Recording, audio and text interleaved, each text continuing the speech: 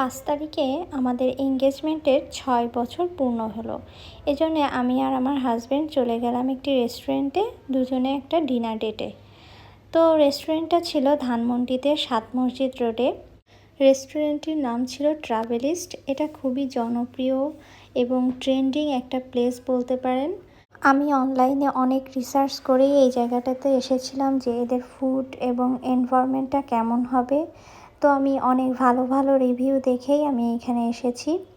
যেহেতু আমরা একটা ডেটে আসব, তো এনভায়রনমেন্টটা ভালো হওয়া অনেক বেশি ইম্পর্টেন্ট।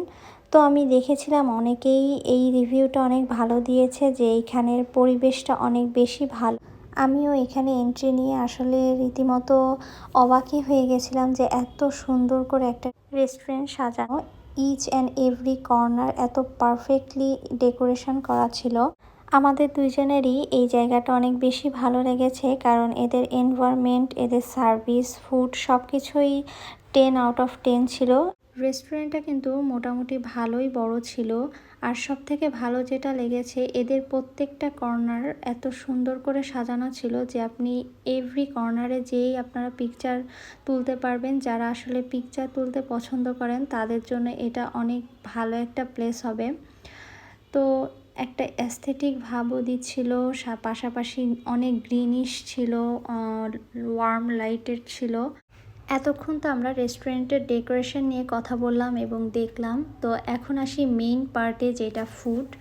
এখানে আমরা অর্ডার করেছিলাম Cantonese fried rice, sea food sizzling, chicken teriyaki এবং হাউস স্পেশাল যে স্টিকি ফ্রাইড রাইসটা আছে সেটা। প্রত্যেকটি আইটেমই আমাদের কাছে আউটস্ট্যান্ডিং লেগেছে। আমরা প্রত্যেকটা আইটেমকে 10 আউট অফ 10 দিব। আপনাদের বোঝার সুবিধার্থে আমি এখানে মেনুটা দিয়ে দিয়েছি, যাতে আপনারা করে ফুডের নাম এবং ফুডের প্রাইস সম্পর্কে একটা আইডিয়া করতে পারেন। আমাদের কাছে আসলে এতই ভালো লেগেছে যে আমরা দুজনে আসলে চিন্তা করছি যে নেক্সট কবে আবার এখানে খাওয়া যায়। তো আপনারাও নিশ্চিন্তে এখানে যেতে পারেন এবং ট্রাই করে দেখতে পারেন। যারা আপনারা থাই ফুড লাভার আছেন তাদের কাছে অবশ্যই এটা ভালো লাগবে। তো নেক্সট আবার কোনো একটা নতুন ভিডিও নিয়ে চলে আসবো। আজকের জন্য এই পর্যন্তই। Thank you for watching.